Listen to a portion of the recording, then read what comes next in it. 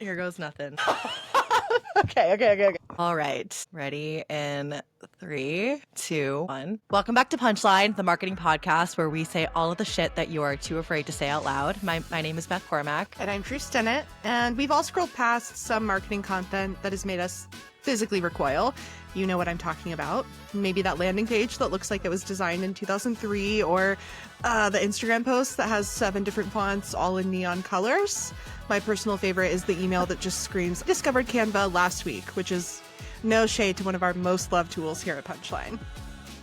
And today we're going to dive into something that really makes or breaks every campaign, but really gets talked about, which is taste. And not everyone has taste. So we're going to dive into that this episode. And before you roll your eyes and think we're some elitist design circle jerk, hear us out. This is about conversion rates, brand perception, and why good taste is becoming the ultimate marketing superpower. I'm so excited to announce that joining us today is Carly Baker, who runs strategic partnerships for the HubSpot Media Network and is basically a walking masterclass in how to make things not suck.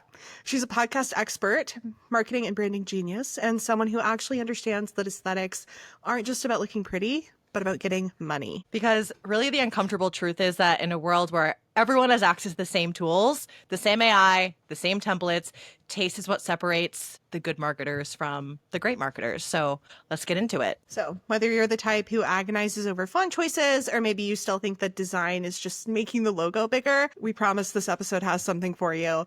We're talking about developing your aesthetic intelligence, why it matters for every part of the marketing funnel, and how to stop creating content that looks like it was assembled by someone having a breakdown, even if you were having a breakdown making it.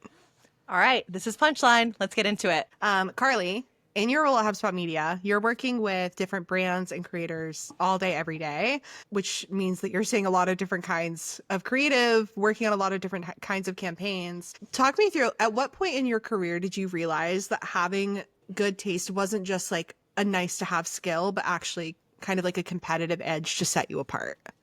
Yeah, this is a great question, and I feel like maybe kind of an unconventional answer. I have never really reflected on my own taste besides being aware that I've had it myself. I come from a really creative background and a really artistic life. So growing up, I used to be a professional musician. I was deeply embedded in the arts. I did theater, very artistic in terms of painting and drawing and those types of things. So it's just kind of something that's honestly developed over the course of my life, and I continue to develop. One of the biggest things I think that drives me nuts about B2B marketing and B2B taste is the templatization of everything. So taking if we think about trend cycles that we see in terms of direct to consumer stuff, all of a sudden a brand decided that checkerboard rugs are really big, and then everyone bought a checkerboard rug, and then 6 months later someone decides that a checkerboard rug is not in style anymore, and then it's the trend cycling. I think one of the biggest things that you can do to develop your taste is to kind of have tunnel vision and to really get away from what the internet is telling you is trendy right now, and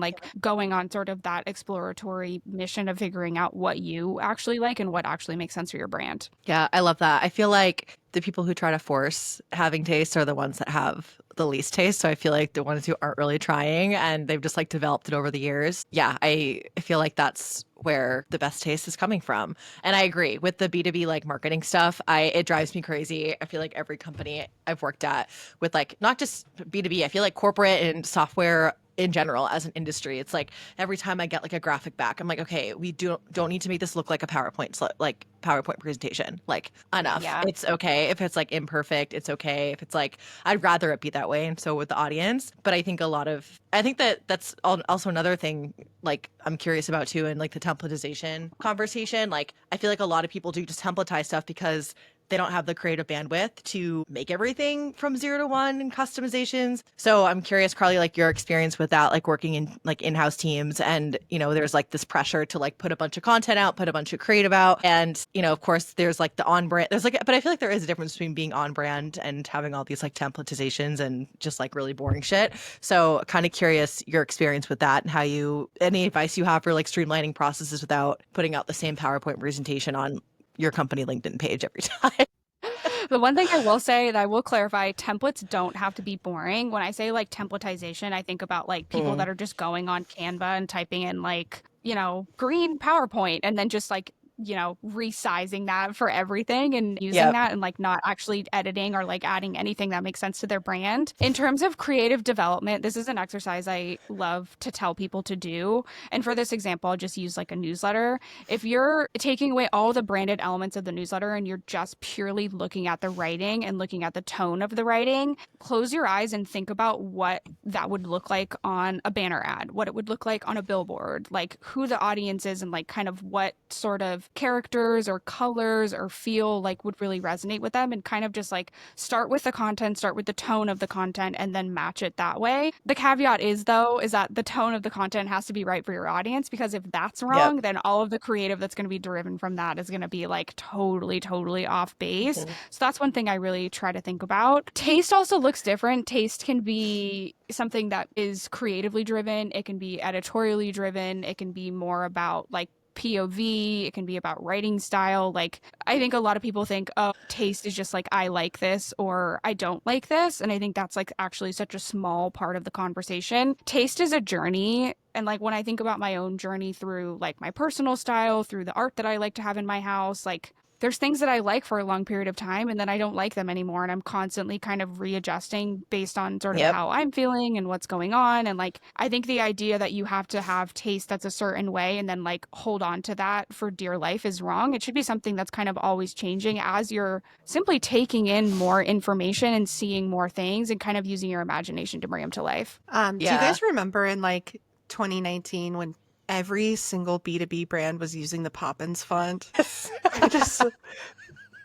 I don't know. I'm getting like a war flashback. That font to me is like, that's like the B2B font of like when you go to weddings, or like that script font that was like everywhere in like the 2010s. Like I cringe every time I see that. I'm like, no, please take that away. I think it's like PlayScript font. I think that's the name of it, or like something like that. But it was something like that everywhere in like the Pinterest world. But yeah, no, Poppins for sure. But also in 2019, I ate that shit up. I was like, this is the best font to ever be made. Like, I fully was part of that problem. But I'm thinking through like the checkerboard rug and like, but there's Poppins and there's also, what is it, Montserrat?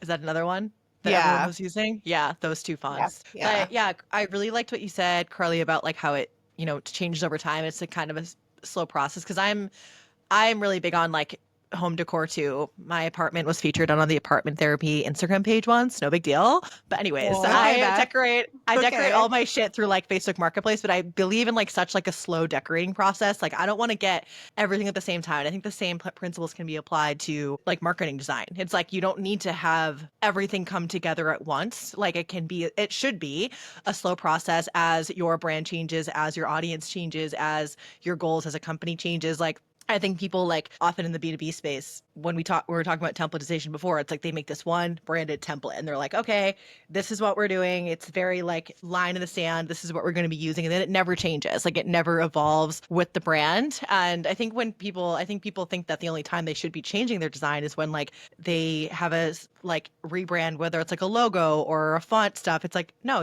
I feel like your design should be constantly be evolving based on not only just like we said, changes internally, but also as the internet changes and what people like to consume, because that is constantly changing as well. Okay, I have a little bit of a spicy question for you both. In terms of the taste conversation, I think this is really interesting. So there is kind of a movement, you could say, of people who believe that the ability to have taste has been flattened by the internet. So greater context for this is when we think about like the great artists of the last like 50 to 75 years, when we think about like stylistically, the way people dressed, the way people looked, the different art styles, like the access to information was so much more limited than it is now. And so it was a lot easier to be an individual because you weren't feeling like the constant pressure of capitalism or of clean girl aesthetic or of all of these things, right, that are pushed for kind of like the centralization of culture in a way that's never really been done before. And so I'm curious what your thoughts are in terms of like, has the internet actually made it harder to have taste, or has it made it easier because our access to information is so much broader? Can it be both? It can be both. I think it's both. I think I feel, especially coming up in like, I think all of us were probably raised like going through high school with Tumblr access. And I feel like especially Tumblr and MySpace. Okay, well, I wasn't allowed to have MySpace. Same. I don't think I was allowed to have Tumblr. I think my mom just didn't know about it, which is MySpace so was the valid. days. I would get into like fights with my friends over like who was in my top 8 Oh my God. on MySpace. But anyways, to continue. Well, I'm just thinking through like having that kind of access, or even like access to Pinterest, going through like those super formative years. Like I felt so much pressure to have this like individuality in a way that like felt extremely forced, and I still am like carrying that into adulthood as well. Like you want to be different enough to be cool, but you don't want to be so different that you're weird, and like it's just this insane pressure. And I feel like especially a lot of the women I know in the marketing and content space, like I think it's kind of translating into our work as well. And like, I mean, I believe in doing really good work. I believe in being very creative, even especially in B2B marketing. But also like, I think one thing that I'm constantly like coaching my peers through and like myself through is the fact that like some things can just be fine and some things can just look like everyone else is doing them. And like, I think that's like my constant cognitive dissonance. Yeah. Yeah, that last part, Drew, I feel the same because I used to be very much like that, like especially working in social. Like I was just so back and forth with the editors constantly, like the creative team fixing every little small detail. And it wasn't even about it being, I needed it to be perfect and polished. It was like, I was just so, but it's true. Like when you're working in corporate, it's like sometimes good enough is better than great. Like you just have to get it out there. But to your question, Carly, I agree with Drew in the sense of it's both, but also I think this maybe is contradicting what Drew was saying. I don't know, but I feel like now you almost have to try harder to find your own taste and to be an individual, because especially if you're working in the marketing space, you are constantly inundated with content and trends and things like on the internet. And even if you're not in marketing, like that's just the way life is now in the world of the internet, and just social media in general. So I feel like you really have to be, and maybe not, it's not about trying harder, but it's like you have to be a lot more intentional with how you're showing up as an individual. And like I feel like I'm constantly questioning myself. It's like, okay, whether I'm like buying something or I'm like if I'm liking something, it's like, okay, am I buying this because I like it, or am I buying it because the internet is telling me to buy it and the internet's telling me to like it? So I feel like this like constant like push and pull with myself where I'm like questioning it. And then sometimes I am like, no, I actually genuinely like this. And I think that's a big reason I rent. This is like on the same but different, but like I do Newly, so I rent clothes every month, and it has sincerely helped my shopping addiction like crazy, because I'm able to still tap into the trends and get that little dose of like dopamine every month. We're like, oh, this is a fun thing that like I probably shouldn't buy because it's going to go out of style in like a month, but it's fun to be like in on it in the moment. So I think there's like goods and bad parts about it, but yeah, like I said, I do think people have to be like a lot more intentional with just like, because I think it is a practice. It is like practicing individualism, like in knowing how you show up in the world and how you want to perceive yourself and how you want others to perceive you. I just feel like it's a lot harder now to not like blend in, even if you don't mean to. Like but yeah, and I think that we especially see that with like influencer culture. Like there's a lot of discourse around that on TikTok, and just like all the influencers are promoting the same products and wearing the same things, and like where the fuck is the individuality in it all? So yeah, but that was a really, really great question. No, I'm not done with it, I think. Okay, keep going. Run it back. You're like, let's do the whole episode on this question particularly. No, I really am. Like, I'm just thinking through this like sense of performative individualism. Like when we're thinking about influencers and such, like I don't know, like there are people that I follow that I think do that really authentically and well, and like I enjoy that. But then I'm thinking of folks I see on my feed, even on LinkedIn, who are like, I'm like, are you doing this because this is actually you, or like you doing this for engagement? And also like, do I really care if you are? I don't know. Correct.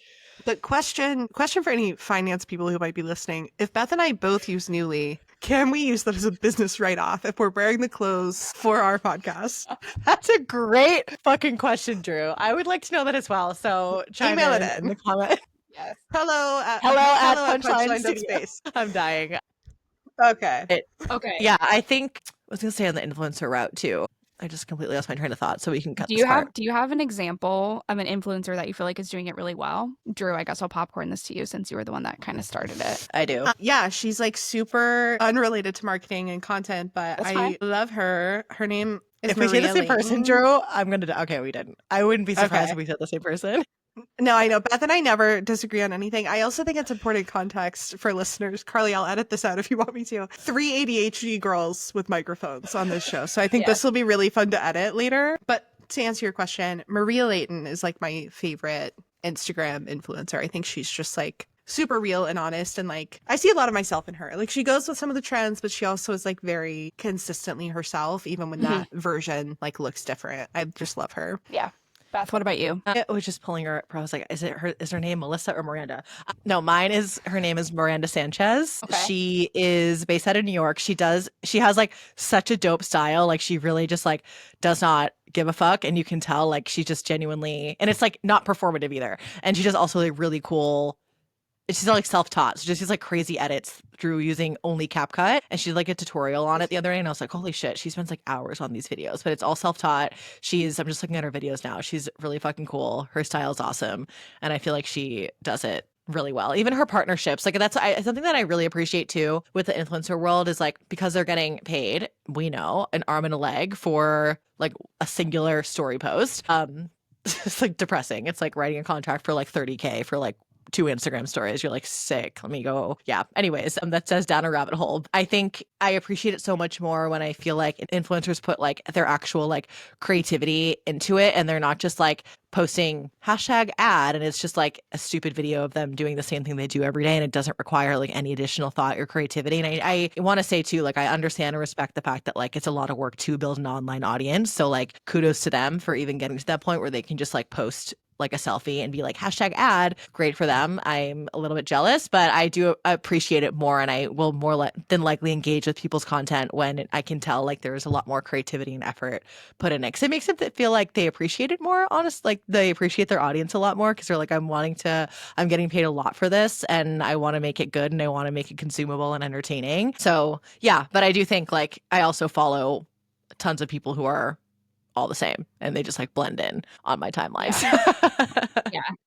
Okay, I want have any? to break down. I do have one, but before I tell you who it is, I do want to break this down and go back to what you were saying about, yes, it's great. Like, you know, the influencer, the creator, they're getting their bag. They're like getting paid a lot of money for this ad, and like it's great for them, but it's so bad for their audience when it's so performative.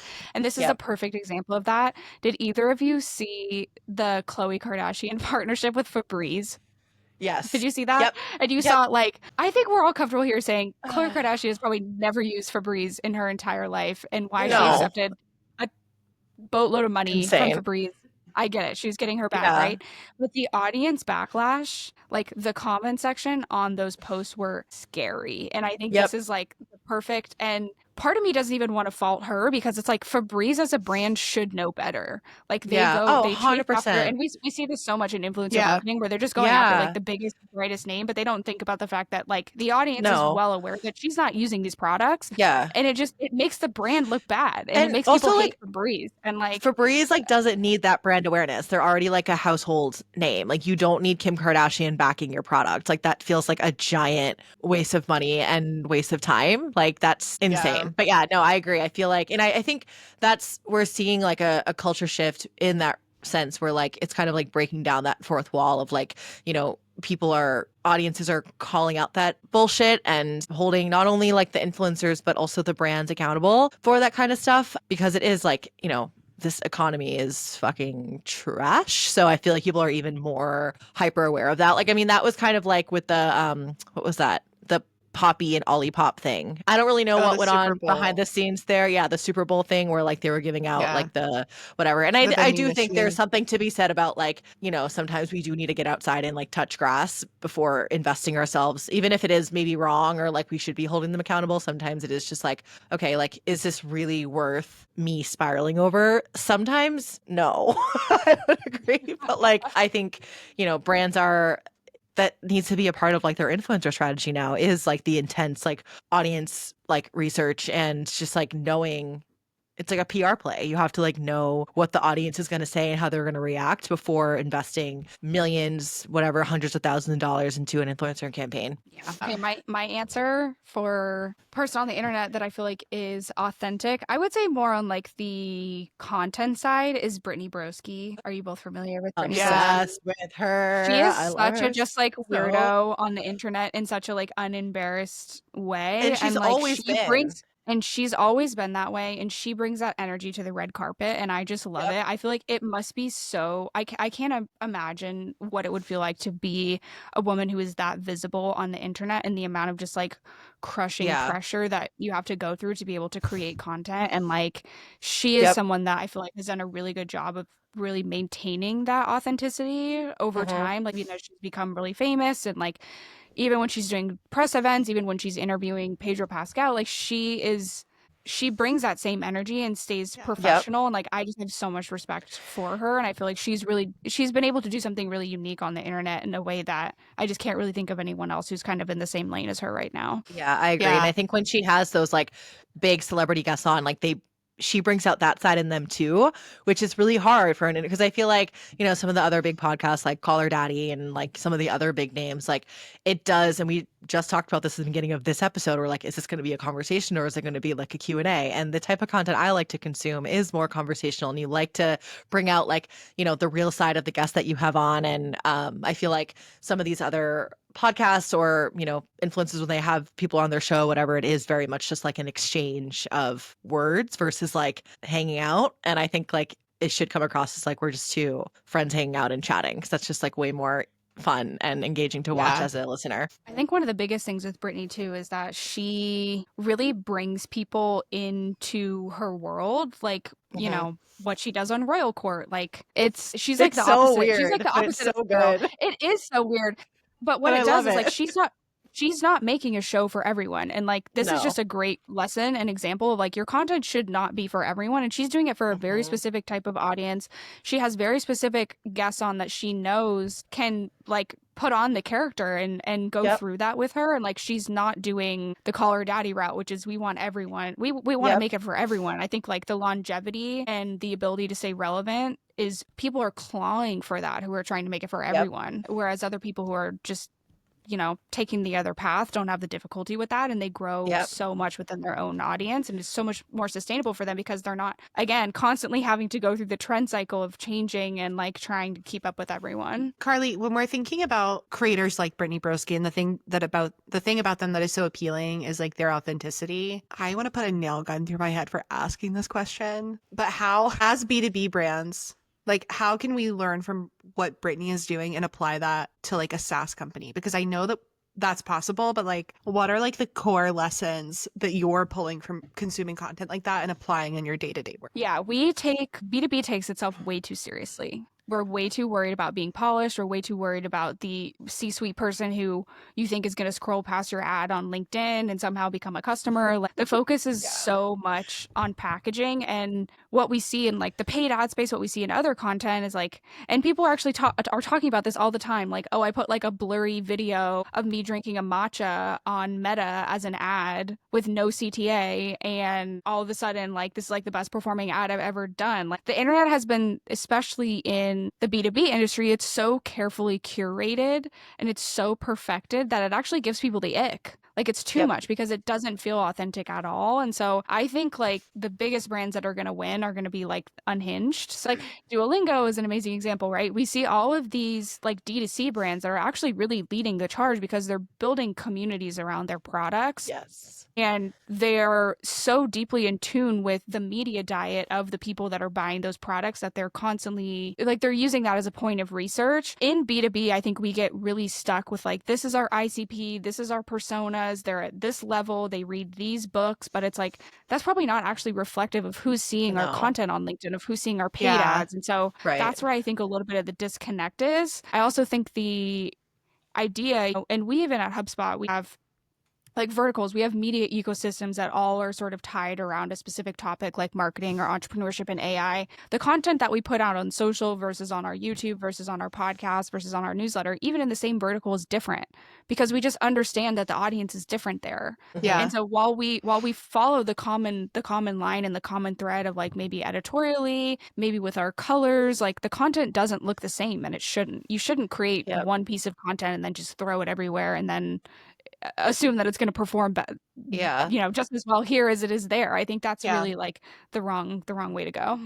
I was just gonna say, and that reminds me of like when we were talking about taste earlier, and this kind of like theme of this episode in terms of like your taste is not going to be for everyone. but that doesn't mean other people won't appreciate it. So like I think that's something that brands should keep in mind. It's like your graphics, your whatever, your website, whatever you're putting out in the world for people to consume. It doesn't have to necessarily appeal to everyone. It doesn't have to be everyone's style. It doesn't have to be everyone's taste. People can think it's extra. Like I'm sure people who consume Duolingo's content are like, oh, this is like, some people think it's annoying or some people think it's too much, but like they're still engaging with it. They're still talking about it, and they're probably Duolingo customers too. So like I think that's an important distinction to make. It's like if you're creating content to appeal to literally everybody, or like you're afraid of annoying or pissing someone off or whatever, like that's just the wrong approach to take. It's like establish your taste, understand, again, it's not going to be for everyone. Same thing with the clothes you wear, or like how you decorate your home,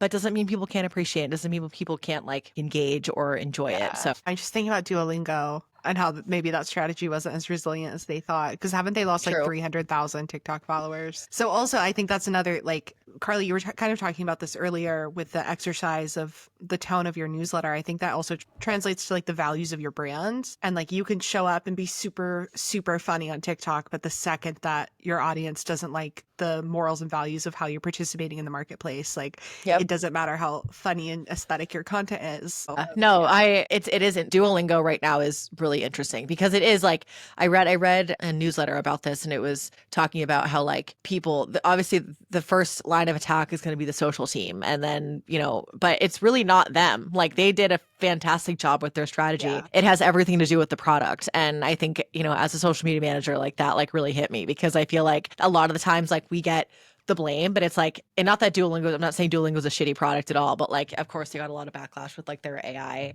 rollout. But like, I think a lot of times, and not just social media, marketing in general, it's like, we can try as hard as we can. We can put out the best content in class, the world, whatever. But if it's a shitty product, or if like the audience isn't vibing with your brand as a whole, there's nothing that marketing can really do to help that. Like we can get people in the funnel, but if they get to the bottom of it or they convert and they're like, wait, this is actually a really bad product, what is marketing going to do? Like it's not our job. So I think, that's just like a good note, Drew, for and I saw that Duolingo just like deleted all their TikToks too. So I'm curious what their next move is. Yeah, they're acting like a 12-year-old having an existential crisis. Like I think they don't have like a profile picture right now. Yeah. They deleted all their content. Wow. Which valid, but like I think I agree. Like, I think their social team is really exceptional, and obviously has like paved the way for a lot of like movement in terms of like social culture. So I really respect that team. One of the most underrated things I think you can have the skills and the ability to do as someone with taste is to be able to get people without taste on board and to sign on to the creative vision. Something that I've learned over time is like when I first start working with someone, I really ask them on the scale of like data driven to creative, like where do you sit? Like how comfortable are you? Are you purely making decisions based on your CPL, or are you really into like building a brand and awareness and having the creative look and feel a certain way? And that really informs, as the person who's driving some of those more like taste made decisions, like what you need to do to get leadership, to get your manager, to get other people that are touching the brand on board and to understand the vision. And it looks different for every single person that you're working with, right? The other thing I think that's really important, if you are at a place where you're building a brand or developing a brand, is like think about how the editorial side has an influence over it, and think about how if you're going to leadership and saying, okay, here's the colors, here's the identity, here's the elements, and they go, I don't get it, how are you going to respond to that? Like how are you going to tell the story about how the colors and what you're actually bringing to market matches with what you're trying to get people behind on the editorial side? That's a huge underrated skill. It's a skill to be able to look at 3 different colors or 3 different templates or 3 different ads and say yay, nay, nay. But it's so much deeper than that, right? You have to be able to articulate that and be able to get people to co-sign the vision, because you're rarely ever in a position of power where you can actually just solely make that decision from start to finish yourself. 100%. We like just had an episode on this. It was like the bridging the gap between creative and data-driven marketers and how important that is, because it's true. Like I think, Drew and I both come from mainly creative, but I feel like Drew now is more on the data side of stuff, and I feel like I'm still kind of in the middle, still more comfortable on the creative side, but like still more like naturally there. But I 100% agree with the underrated skill. It's like I feel like I used to be so protective over like my content or whatever, and then I would come into contact with someone who was on the growth team or something, and they would want to like add all these elements that would just made it seem like more like an ad, and I was just like really passionate about like the the version that I brought forward because it's my work and what I created. Yeah. But I didn't have that skill for like the first few years of my career where I was able to be like, explain it to them in a way that made them care, but also more importantly, helped them understand that the way I'm doing it or the way that like maybe we can collaborate on doing it, it's going to help you too. And this is how. So it's like being able to bridge that gap between those two types of marketers is so important, especially because the data side, those are the people that are doing, conversion rates and they're more bottom line. So like they're even going to get more attention from leadership than the creative. So you're going to need to be able to present it in a way that like makes the more bottom funnel conversion focused people care, because that's how you're going to get more buy-in for more creative projects and be able to like run with your ideas more. But I feel like there is a shift, I feel like, where before it was very much like we have our paid ads and we have our organic social content and everything was so segmented. But now I feel like the way that people consume content, everyone should be talking to each other, and you should be using organic social content as paid ads, and you should be using language from your emails in your paid ad headlines and like things like that. And I think just because, again, it's just kind of like a merging of consumerism and how people are wanting to consume any piece of content that they're reading or listening to. I'm actually curious to hear from Drue, because I think of the three of us, you definitely sit more towards like the analytics and conversion, like performance side of this, and you work really closely with brand and creative to bring that to life. Like I want to hear from you as a person that's on the data side. Yeah. Like, what do you wish that people on the creative side did better in terms of like explaining or getting you on board? Like, what other information would you want for more creative folks to share with you in terms of the look and feel for you to be able to co-sign or feel like you can give an informed opinion about if it's a fit or not for the brand? I think my current job is really interesting, like where I'm sitting within our org. And for listeners, Carly and I work together. Where I sit in our org is interesting because I am in a like highly creative role. We're making all kinds of different content all day, every day. And that like does require a lot of creative energy and inspiration. But we're also working with like, I don't know, Carly, what is it? Like probably 5 different brands at a time across my team. So we're constantly kind of code switching in terms of like tone of language, the brand style guide that we're referencing. But I worked in B2B content for almost 7 years, and this is the first time where my work is directly tied to like tangible business results, which is amazing. Yeah. I feel very spoiled to be in that position, but like not the typical story for a B2B content marketer. So like, yes, it's a very data driven role. It's also a very creative role. So I feel kind of like torn a lot of the time because we're constantly having to prioritize between content that builds the brand and content that moves the needle for the business. Yeah. And so I think like one thing that the team has gotten really good at is just like being hyper aligned across different teams. So we're working super closely with editorial. We're working super closely with audience development. And I think we are kind of like finding that rhythm, but it's like not the most helpful answer in the world, but it's just like over communication. And I think especially in an industry like ours where we're moving at such a rapid pace, like there have been times where I've gotten a style guide that's 3 hex codes and fonts, and that like then we're just like building everything else from scratch, and that can be really challenging. Because I work with people like Carly and other folks on your team who are like, you can close your eyes and picture that brand so perfectly. And then when that's getting passed off to a team like mine, and we're working like quite literally with like bare bones, like that can be incredibly challenging to like ensure that the vision is being translated correctly. Yeah, I think the creative enablement is a huge part of that. And whoever's actually like leading the branding side of things needs to be able to have that set up for anyone else who's actually going to be executing. Because I totally agree with you, Drue. It's really easy. Like for people that are in the brand, they see it so perfectly. But for people that aren't, for people that are working on multiple brands, like, you have to set people up for success, especially those that are doing the execution. I think that's often dropped. It's like, I see it so clearly. Like, why does this asset look that way? And it's like, well, this is what you gave me. Like, how am I being set up to actually bring that to life and take that out of your brain and put it on the page when it's not even my brain? I was gonna say, I think like the question could be shifted back to you, Carly, in the opposite way of like, because I know you're on the creative side, you guys are getting brief after brief after brief. And as someone who's written briefs, I've received briefs, like whatever, it's always that balance of like, okay, you want to give, because I always, with the creative teams I've worked with, I want to respect the creative process in a way that like, I want to give them enough, but I don't want to be like, okay, and then this pixel, I want this to be this color and this and that. I want to give the freedom because I don't want it to be like your ticket takers, right? Like some jobs, maybe that's the way it is, but I feel like for the most part, creatives want to be creative. So I guess like in terms of brief processes and like things that you receive, like what are some helpful tips if like you're on either the data side or in a different department entirely and you need a creative asset? Like what's something that, you know, when you get a creative brief, you're like, oh, I appreciate that they laid this out for me. Yeah, I think organization is huge. Organization and access are two things that are huge. If you have a brand or if you're working with a brand, like they should give you everything that you could ever need. They should give you different logo colors, like everything. You need to package everything and make it really easy from an access standpoint, put it all in one place. I agree. Like I've worked with creators for many years, and the best creators that I've ever worked with, we've given like a smaller brief than maybe you would think, but we really want them to, you know, use that creative energy. We're really clear about like your deliverables must have the logo within the first 2 minutes, or they might like, we give very few sort of like hard guidelines. And then everything else is pretty much up to them. You can, in some cases, like I feel like it's always better to provide more assets than what they need. That way they can have a choice. So instead of providing like one logo or one font or one thing like this, like just provide the whole suite, and then they can choose sort of what fits best with the video and the style and maybe the background and those types of things. One of the things that drives me crazy, especially as having worked in influencer marketing myself, is you should never give someone like a 2-page script and expect them to read it word for word. I don't get why companies are still doing this. Like it's truly it's crazy, upsetting. It's so upsetting. It's so wild. Like I think it just totally ruins the point of even working with a creator.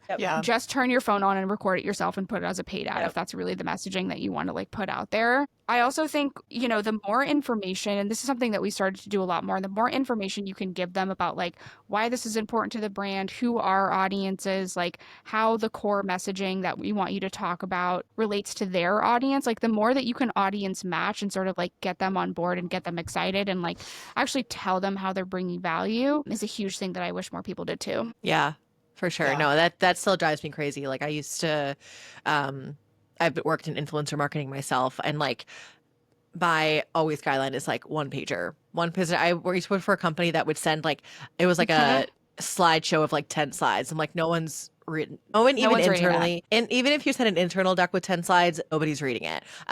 So you cannot expect a creator to read that there. And you have to think about also like how creators are consuming their content when they're getting emails. They're going to be on their phone. Like they're not sitting at their laptops most of the time. Like they're going to be opening an email on their phone. So how do you want them to consume what they're getting in the easiest way? It's like a quick one pager or even like a paragraph in an email. Like that's going to be how they're going to consume the content. So you might as well make it like as easy as possible. I know. I'm like going back. I'm like, I would love to see the Febreze brief for Miss Khloe Kardashian. Please. I need to see it. I need to know. I need to know what's going on in there. I know. No, it's just fail after fail with brand partnerships with that family. Like more flashbacks to the Pepsi commercial and Kendall Jenner. Anyone? I'm like, yeah, I know. Did you see? Really rough you time. know what I will say is a win though is the Skims, the new bra that came out with. They have like the nipple piercings. They're like fake nipple piercings. I think that's pretty cool. I think it's not from like a creator influencer perspective, but if we're gonna give a win to the Kardashians, I think that's a pretty cool clothing item that maybe I would buy. I don't know.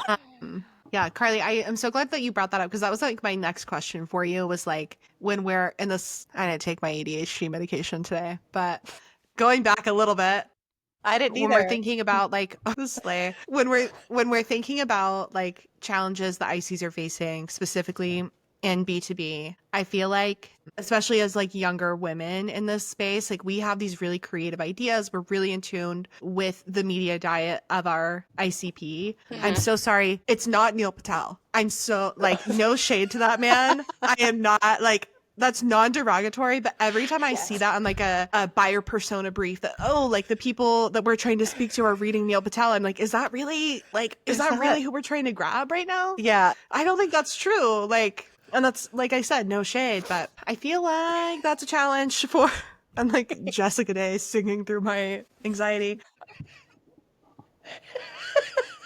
Okay. Let me get to my motherfucking point. Not the Jessica Shea reference. I love that Beth is like literally crying right now. Back to my point. Okay. back to my point. One of the things that can be really challenging, especially in the B2B space, especially for young women who are coming in as individual contributors, like sometimes you're working with stakeholders and leadership who like, they just don't understand the vision. They don't understand the speed of culture at which our audience is moving. And I think one thing that's super frustrating for me historically, like, I think that a lot of B2B leadership is misunderstanding the demographic that is actually making purchasing decisions for B2B products now. Yes. Yes. Because oh my God. I don't think anyone listening to our podcast is going to like be very surprised by this, but it's the people on this call who are making those decisions now. Yes. It is, especially in marketing, I feel like we know like it is like women in their 20s and 30s who are making these choices. And like, so sorry, we're not reading Neil Patel's blog. I don't mean to pick on that man. He's just like the only one coming to mind. Like, and maybe we have at some point, but that is not like, I'm not going there every day. There are plenty of media resources that I'm referencing every day. And like, I wish that they felt like, I wish that there was a B2B brand that I could consume the same way I consume like Road Beauty's content or what, like, I just want something that feels like that and that I can see myself in. And that's my wish for the B2B space, is that we can have more ease of like ease of consumption. I don't know. I've been saying this for like literal years, and like I feel like now it's finally being talked about, but like it's been such a frustrating thing for me, like how B2B has always put themselves on this pedestal of like, we're here and B2C is down here in terms of like the content that's going out. It's like, no, it's all the fucking same. Like it should be the fucking same in how you're talking to your audience, because it doesn't matter like how much money they have or how much buying power they have. It's like, you don't even want to be talking to the person who's actually doing the buying, because they're probably busy doing a million other things. Like you don't want to be trying to reach the CMOs. You want to be reaching people who are like mid-level management or like maybe even below or whatever, because like we're going to become like almost like an in-house ambassador for your product, and that our word has way more word over your advertisement that we're scrolling through on our LinkedIn that we probably didn't even watch, like honestly, like, and we either heard about your brand through word of mouth or maybe like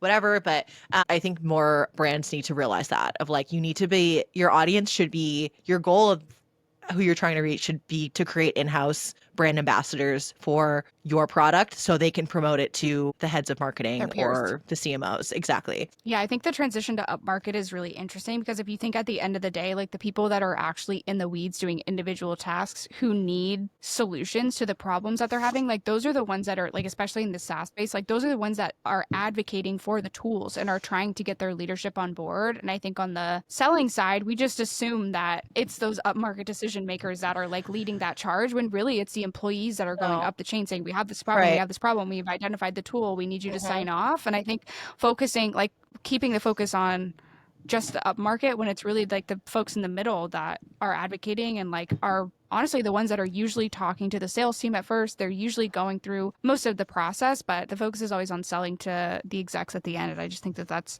going to become more and more difficult. Carly, it was so much fun having you on our show, Queen of Podcasts. Like, honor of my life to have you here. And I think this was a really amazing conversation. I think I just want to end on one thing. And like, we try to do this every episode, is just like what's the one piece of advice that you would give our audience listening at home? Like maybe if they're struggling to identify or like develop this aesthetic intelligence for themselves, like what's the one thing that you would encourage them to go do after they listen to this? Ooh, that's a great question. First, and I think most low friction thing to do, is just be really aware of your media diet. Be really aware of what you're consuming. Be really aware of like what you're liking, what you're sharing. Like that tells you a lot just about your taste. It can tell you a lot just about your taste. It can tell you about if you're on trend, if you're off trend, like what's resonating with you. The reality is that we consume so much content every single day. I think we see like 10,000 or more ads a day, and we're not even aware that they're ads, right? Being really aware of just your media diet is kind of the easiest thing. The other thing I would say is like spend more time in your own brain, spend more time thinking critically about what you like and what you don't like. And the easy way to like kind of start going through these exercises is just to like, you know, decide, okay, I want to redo my bedroom. I want to get new art on the wall. Like, let me really think through without looking at anything what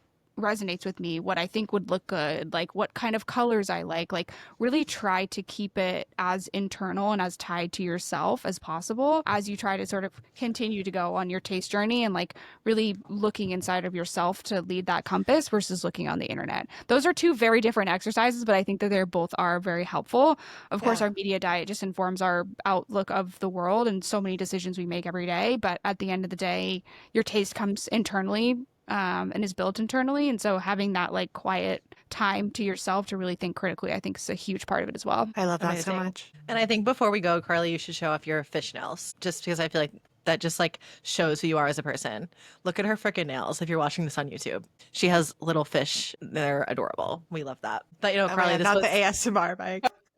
No, but thank you. It was so nice to meet you. This is such a great, fun conversation. And yeah, this was awesome. Getting to the Brittany Broski of it all. Yes. Beth, I think Love it. I don't know. This is like very aligned to what Beth and I are going through, building out the Punchline brand right now. And I think like I have just some amazing things to kind of like chew on over the weekend as we kind of like think through all of this. But such a great convo, Carly. Thank you so much. Thank you. So You can come back subs- whenever you want. And I was literally just going to say that. I want her to be a recurring guest on this podcast. Yeah, Yes, whenever you please. want. But Let me know. whatever you want. But yeah, subscribe to our channel on YouTube. Like us on Yeah. Spotify. We have 2 different newsletters. I know that's a big development. It's a big development. We still have Brain Rot that goes out every single Thursday, which is just like a marketing newsletter. We have like a little deep dive that we pick something and happening in the world of the marketing world and talk about it. Yeah, we have a Monday send every Monday called Unprompted. And think of this as just like your weekly wrap up of everything going on in the world of marketing and AI, with the caveat that this is like not going to send you into a further existential panic attack. This is AI for the girlies. And it's been honestly kind of therapeutic for us to start writing it and just dive into all of these developments that are happening in the space without making it feel scary. Always our goal when we're approaching And I feel that. like that's like Punchline in general as a brand. It's like marketing for the girlies. All Carly, right. once again, thank you so much. Everyone at home, thanks for listening. If you've made it this far, be sure to leave us 5 stars on Spotify, follow us on YouTube, and tune in next Wednesday for our next Yap session. We'll talk to you guys soon. Bye.